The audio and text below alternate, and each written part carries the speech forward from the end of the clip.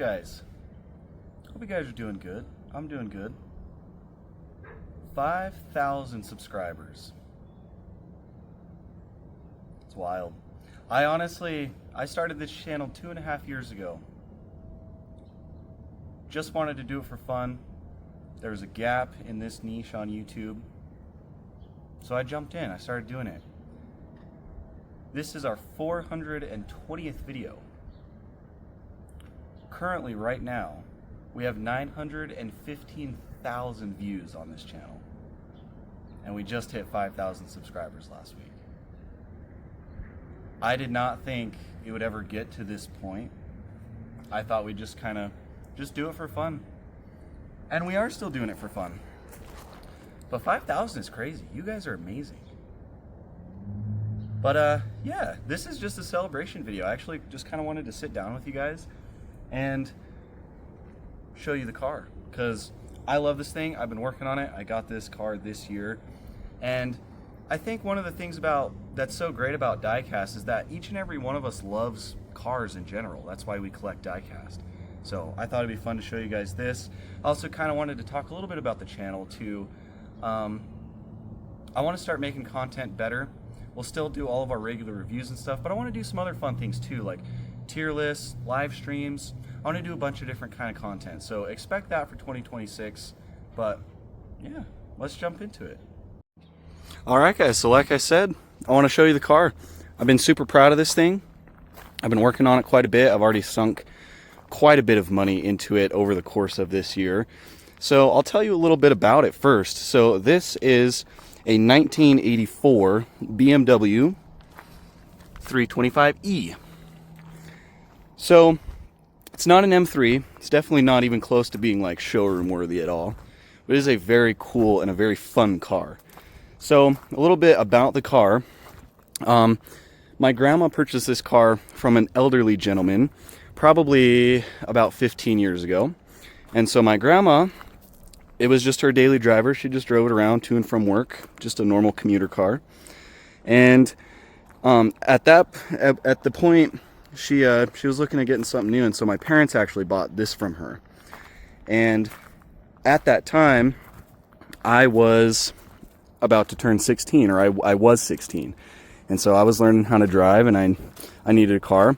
And so we got this from my grandma, and my sister and I shared it. And this was pretty much the first car that I had. And then I bought that red Nissan pickup over there. So yeah, back then I was not into cars at all. I didn't have any appreciation for it. And neither did my sister, and she still doesn't have appreciation for it. She does not like this car at all. She hated driving it. But you know, as I got older and as I started getting into Diecast, I realized that I had my first car was a BMW E30. Like, how cool is that? And I just didn't care back then. So the car had sat at my parents' house for about 7 or 8 years, and nobody had driven it in that time period. And so, of course, it needed some work done. So I went to my parents and I convinced them to give it to me. And I've been fixing it up. So big shout out to my parents for letting me do this. And yeah, this car is just a blast. I love old cars now. Like, old BMWs are just so good looking. Yeah, so I'll kind of walk you guys through everything I've done to it so far. So as you can see, the paint is not in the best condition. This is actually, I don't know how well you can see it, but this is kind of like a real life Diecast review. I'm just kind of realizing that. But the paint is Bronzit Beige Metallic. It's actually a really pretty paint when it looks good, but as you can see, it's really faded. It's, this car is 41 years old, and so the paint's seen better days. I'd love to get it repainted at some point. Whether I just have it restored and have a nice Bronzit Beige or do something else, I'm not sure yet. But the car is definitely not in perfect condition, but I kind of like that it's not. I don't want a car that's in perfect condition. I want something I can keep improving, But yeah, so the first thing I did when I got the car, let's go ahead and pop the hood, is before I even attempted to start it, because like I said, it did not run, is I wanted to replace the timing belt. And going into this, I didn't really have any mechanical experience at all. This is the first car that I've ever actually worked on, aside from just doing simple maintenance stuff. So I ordered all the parts, I watched a ton of YouTube videos, and I dove into it, and I replaced the timing belt in there. Ooh, that's a little warm. I was driving it earlier. So, replaced the timing belt. While I was in there, I did the water pump. I did the camshaft seal. I also replaced the camshaft gear with a better one. And I also replaced the oil pump gear with a better one. And then, of course, new timing belt, new auxiliary belts. And since I had the whole thing torn apart, I did some other little stuff too. The air box is over here. So, of course, I replaced that filter. This boot had some cracks in it, so that was replaced. And then, as you can see, there's a bunch of blue stuff in here. So I replaced all the vacuum lines with some nice blue silicone lines. And then I also replaced all the old coolant hoses with new ones as well in that blue color. I thought the blue looked pretty cool. So I did that. New coolant reservoir, new coolant sensor. So all kinds of little tiny things that I just kind of replaced here and there just to make it nicer, make it better to work on, all that kind of stuff. And yeah, after that, oh, I also had to replace the radiator too, because somebody didn't install the radiator right at some point, and so it's held on with a bolt on both sides, and at some point it had bounced back and hit the fan, and there's a big round like dent in the radiator, so I replaced that too. But after that, it was time to get it started, and so I couldn't get it started. And it ended up being something really stupid, but basically, I thought that I wasn't getting fuel. And so what I did was I took this air intake off, this whole thing off, pulled the injectors, cleaned and rebuilt the injectors, and then I bought all new seals for this air intake where it bolts onto the side of the head. I resealed everything. I took the throttle body off, I resealed everything here, cleaned everything up. And so, at least at that point, I knew that I was going to have fuel and good fuel injectors, and I wasn't going to have any vacuum leaks. And that's also why I decided to replace all the vacuum lines as well. Got that done. It still wouldn't start. Well, that's actually not true.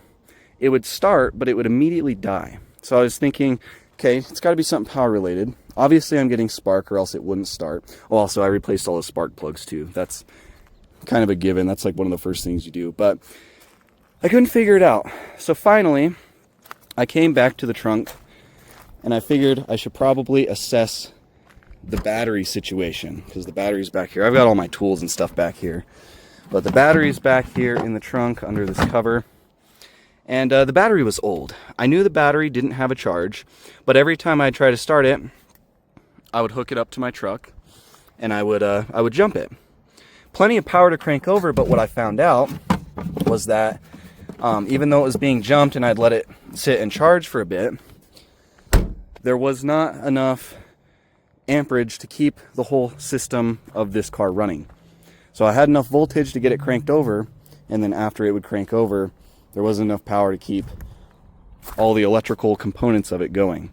So I went to Walmart, bought a new battery, popped the battery in. This thing fired right up like it had never stopped running. So that's pretty much everything I've done in here. I'm not going to do any crazy modifications of this. I think this car is awesome as it is. It's a 2.7 liter inline six. And because it is the 325e, it is the slowest version of the E30. Which, well, actually, no, I guess that's not true, because there is the 318s. It's the slowest inline six version of the E30. Which is funny because it actually has a higher displacement than the I and the IS. The I and the IS are a 2.5 liter. But this thing is tuned to where it does not rev very high, but it has incredible torque. So with that torque, with that low end torque, it's actually pretty zippy and it's super fun to drive. So yeah, that's everything I've done to the engine. That's the whole process I went through to get it running and everything. And then the next thing I did was I did the brakes. It needed brakes all the way around. They were super rusty and crusty, so I did that. The brake lines were pretty gnarly, so I ended up getting some nice stainless steel brake lines to put in as well. And then after all that was done, it was pretty much ready to drive, except we had one problem with it. The tires on it were really, really bad. Super dry rotted. Like I said, it had been sitting for 7 or 8 years, not being driven. And the tires had been on there for a good amount of time before that. So I knew I needed new tires, but I wanted to get new wheels too. You guys can probably see it's got some nice shiny wheels on it. It's a brand called ESM. They're kind of like a BBS replica, which I know a lot of people don't like, but I don't have $4,000 for a set of BBS wheels. And I wanted something that looked nice on it with new tires so I could drive. So I got new wheels and tires, and that's what is on it now. That's the most recent thing that I've done to it. It had the stock wheel size on it was 14 inches. It had the bottle cap style wheels. And I went up to a 15-inch wheel. And I think it looks really good. Looking at it from the front, the stance, because the offset of the wheels pushes the wheel out a little bit, and it's also a little bit wider of a wheel anyways. And so it's actually a very aggressive looking fitment now. And I really like the way that it turned out. So, yeah. And then I also have done some minor stuff on the interior. I can kind of show you right now. I went in, I replaced the window switches, which are actually down here by the gear shift, and yes, this is a 5-speed. It would have been tragic if it was a automatic. But replaced the window switches on the driver's side. I tore into the actual window motor and cleaned it out and lubed it up. So now the windows both go up and down great. The sunroof works. And I actually had to pull out the gauge cluster in here. And I had to reflow a bunch of the solder on it because my speedometer was not working. And my odometer was not working as well, but I just had to replace a couple gears for that. But that's pretty much all I've done on the interior. And I think that's pretty much all I've done in general. But there is a lot of stuff that I would like to do on the exterior and the interior. So right here is the passenger seat. I got really lucky with this car, and this actually does have the factory sport seat, so they've got some nice bolsters down on the leg, on the bottom of the seat, and then they've got some nice bolsters here. I'd like to reupholster these seats in leather. I think it'd be pretty cool, maybe like a dark blue leather. The passenger seat actually looks really good, but the driver's seat has a bunch of rips and whatnot, so not the greatest. So I want to reupholster the front seats and the back seats. I think that would be really cool. I'd like to recarpet that back shelf. Behind the rear seats, you can see it's just like flaking off. So I'd like to do that. I also do need to get a new shift knob because this one is super gnarly looking. It's falling apart. So I'd like to get a new shift knob. I also, as you can see, need a new shift boot because this one is destroyed. So that's on my to-do list. And then I would also, along with the seats, I'd like to reupholster the steering wheel as well because, you know, it's just really old, dry, cracked leather. This car's 41 years old, so I'd like to do that as well. And then the E30s are infamous for dashboard cracks, unfortunately, and mine happens to be pretty bad. So I'd like to maybe either replace the whole dash or maybe find some sort of compound I can use to fill this in and then maybe repaint it or something, or just get a cover for it. But other than that, everything on the interior is pretty good. It's pretty clean. Definitely not bad at all. And then as far as what I would like to do on the exterior is I'd like to touch up all the black paint on all the black trim. So I'd like to get all that refreshed. I think that would help it look a lot better even with the bad paint. But I want to replace the BMW roundels because the front one is pretty faded. It's got some chips in it. The back one is completely faded, like completely gone. There's almost no blue left in it anymore. I need to replace both taillights. As you can see, there's some black tape on this one. It had a hole in it, and then when it used to be at my parents' house, my younger siblings put rocks in there. They filled up this section of the taillight with rocks. And so what that did was it allowed water to leak into the trunk down here, and it rusted all the tools and stuff. So that wasn't cool. But luckily, this right here, this little compartment, is the only spot on this car that has rust. This is essentially a rust-free car, which is a huge win. So yeah, need to replace those taillights. And then there's some other minor cosmetic things. There's this black trim that sits on this back bumper right here. It's kind of wavy. I'd like to try to flatten that out, or kind of maybe get a new one so it's flat. So just some stuff like that. But yeah, that as far as the exterior, I think that's about it. And then maybe some other minor stuff like replacing the headlight beams, because there are a couple of them that are cracked. See, this one's got a hole right there in the bottom, and then this high beam on this side has a big crack there. So probably replace all 4 of the headlights. But other than that, I don't know that there's too much more I want to do to it. I think I really like it. I need to probably refresh the suspension and all of the rubber components as far as like handling goes. So I need to do like control arm bushings, trailing arm stuff, all that. Probably new tie rods, just that sort of thing. Just refresh all the rubber components, engine mounts, transmission mounts, probably rear subframe bushings as well. Just all that kind of like normal maintenance for a really old car. But other than that, I think the only major thing that I really want to do for now is put a new exhaust on it. It actually does have an aftermarket exhaust on it. It's a Super Sprint.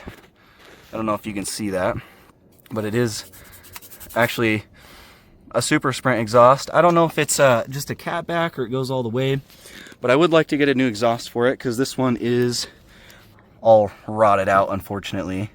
I'm sure you can probably see that pretty well. It's all rotted out around these tips, and I'm sure there's some more rot on the other end of the muffler too. So a new exhaust would be cool. And speaking of exhaust, let me show you guys how this thing sounds.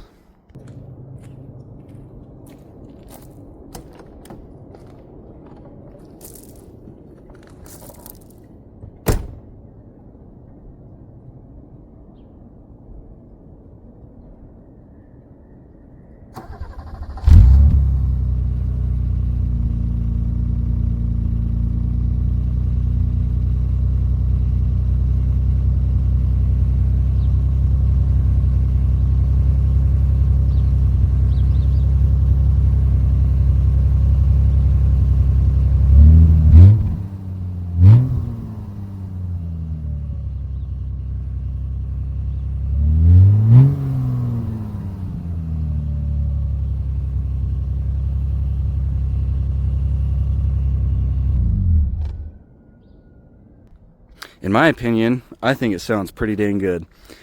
Again, it's got that inline 6. Just it's a really like bassy and low, like growly kind of sounding exhaust, and I think it sounds awesome. Super fun to drive too. But yeah, that's pretty much it. If you guys have any questions about the car, definitely let me know down in the comments. I'm super eager to hear what you guys have to think about it. But yeah, I love this thing. It is so much fun to drive, and it's actually pretty dang good on gas since it's the economy version of it. So yeah, but like I was saying at the beginning of the video, I really appreciate you guys. 5,000 subscribers is just an amazing milestone, and I couldn't be happier right now. You guys are amazing. We're gonna keep on the grind, getting all the reviews out for you, and I also want to start doing some other fun content as well that isn't just reviews and whatnot. So yeah, with that being said, thank you guys for watching, and I will catch you in the next video.